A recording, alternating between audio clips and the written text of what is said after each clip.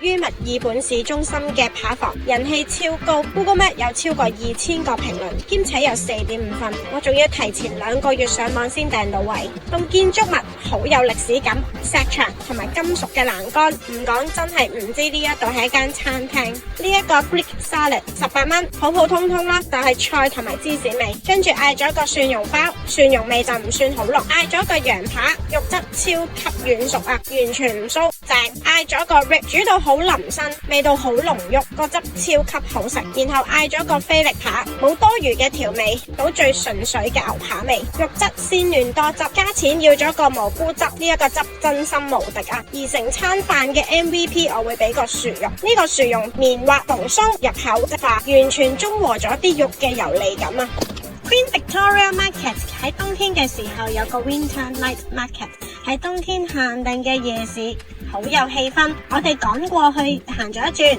幾乎每一檔嘅熟食都排長龍。最後試咗個西班牙海鮮炒飯，23蚊，味道普通，主要都係食個氣氛。喺個夜市入面有一間土耳其甜品嘅小店，見到佢有賣杜拜朱古力，即刻買咗嚟試，15蚊一塊，唔係特別好食。之後行翻去門口嗰度有啲車仔檔，買咗個 donut 食，其實係迷你版嘅 pancake， 叫 Nuts About Nutella， 14蚊。其實就係將啲 Nutella 嘅醬淋喺 pancake 上面，再加一啲放咗嘅榛子碎，就係正常嘅 Nutella 味。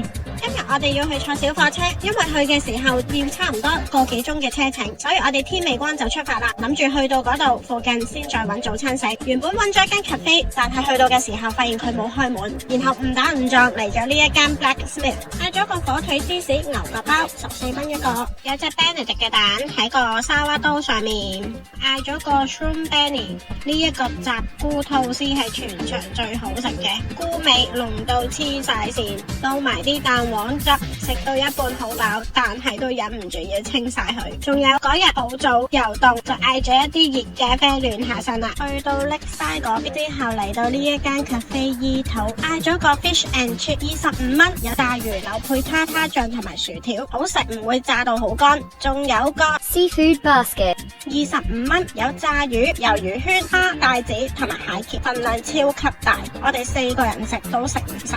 坐完小火車之後，我哋嚟咗呢間德國餐廳。我哋去到嘅時候，應該唔係食飯時間，所以一個人都冇。開頭以為佢唔開門做生意啊！呢間餐廳裝修充滿德國風情，空間寬敞，掛滿晒啲牛頭鹿角嘅裝飾，仲有個舞台喺度。相信晚市嘅時候係有樂隊表演嘅。嚟到呢度，梗係要嗌翻一大杯啤酒啦！呢一個係個 waiter 推介嘅嘢食嚟㗎，係似一啲硬身少少嘅豬仔包，配一個鹹牛油，正常麵包味啦。嗌咗個燉牛肉湯，配一啲烤咗嘅黑麥麵包，飲落去係好足料嘅味道，但係其實唔係好有味道，純粹係材料嘅味道。呢一個係辣茄汁啤酒煮青口，唔韌，好好食，茄汁味好香濃。重點一定要嗌呢一個豬手拼盤，佢最少呢係2位嘅份量嘅，咁我哋4個人去呢就要嗌4人份。佢有燒豬腩肉，成隻嘅脆皮豬手，有幾款德國腸，同埋有啲炸雞扒喺度。燒豬腩肉係最好食，唔肥膩嘅。豬手就比較乾身，腸就普普通通，炸雞扒都好好食。我哋去咗一間意大利雪糕店食 gelato， 呢間 gelato 真係好綿密軟滑，評價係香港人對甜品嘅最高評價，唔係好甜。咁大杯雪糕，我可以一個人 KO 晒。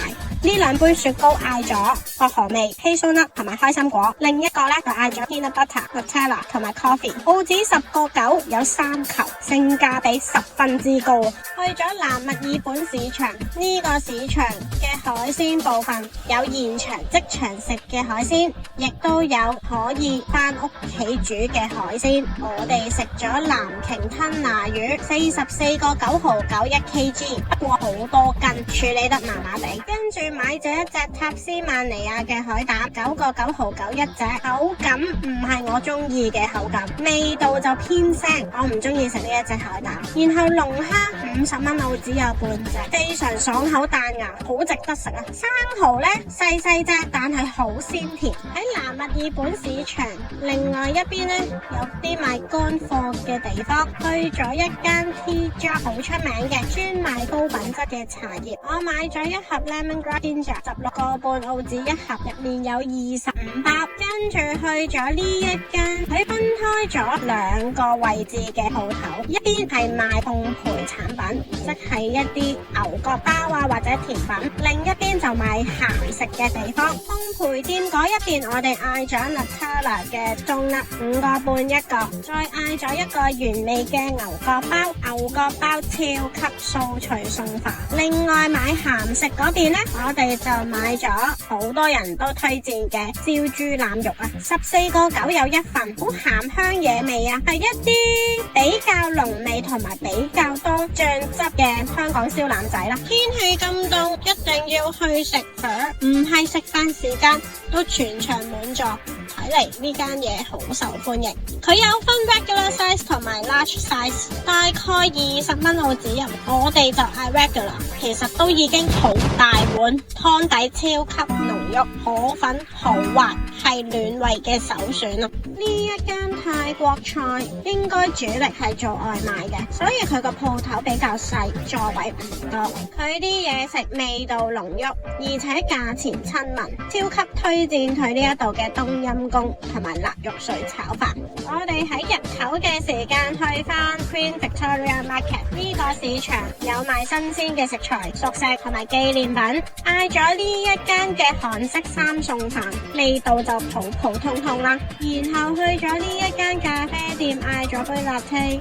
呢一度其實飲邊一間嘅咖啡店嘅咖啡都係好飲噶啦。跟住又去咗一個車仔檔嗰度買 burger。呢一個 burger 係有牛肉、芝士、煙肉蛋、薯餅同埋 BBQ 醬，材料勁豐富。跟住呢一個係比較普通嘅煙肉蛋 burger， 穩陣之選啦，10蚊一個咋。然後另一間車仔檔見到排晒長龍，係賣冬甩嘅，2個3澳紙一粒，個冬甩幾好食嘅。不過咧入面個紅莓醬咧唔係太啱我口味啊。但係我見到現場嘅本地人咧10個20個咁買走噶，應該係好受歡迎嘅經典味道。